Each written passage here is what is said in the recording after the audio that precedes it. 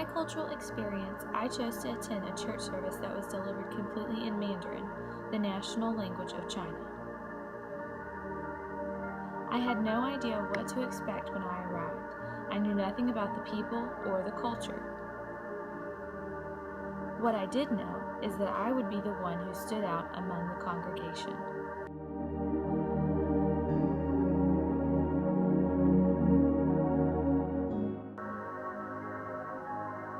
When I arrived, I immediately felt uncomfortable. I was being looked at and talked about by people all around the room. I was the minority here. After I relaxed into my chosen seat, a woman who introduced herself as G came to sit with me. She said I would need a translator since I did not speak Mandarin. Relieved that I had finally found someone to talk to, I began to ask G about her life here in America. I asked questions about her homeland and her family. She happily shared her experiences with immigration to the United States. G talked about how her family is still in China. She told me that she is able to visit them every once in a while. I can't imagine moving to a new country with no family to support me. She said at first she felt like she was all alone, lost in our world. I could immediately relate to G's experience. When I stepped into the church, I felt very alone. During service, my new friend helped me understand the message. She made sure I knew all of the important information.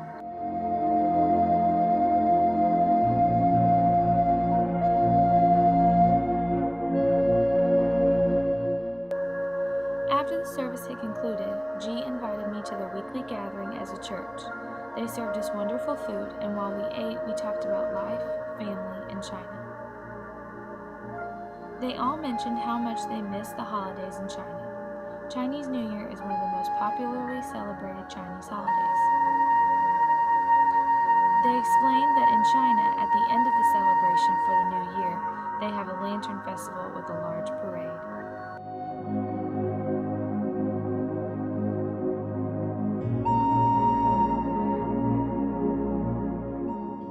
After lunch, I reflected over my fellowship with these wonderful people. They were all so hospitable and caring. They immediately accepted me into their circle of friends. This interaction showed me that we have so many preconceived notions about different cultures that may be wrong. I found that the Chinese people are a friendly, loving people.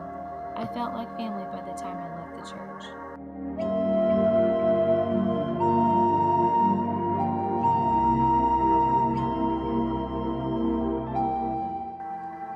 I plan to take this experience and channel my findings toward my classroom.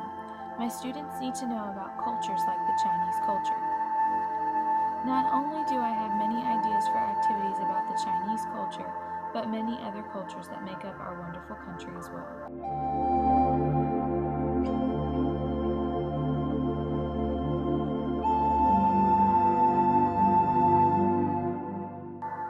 This cultural awareness project has forced me to go outside my comfort zone and learn about a new culture.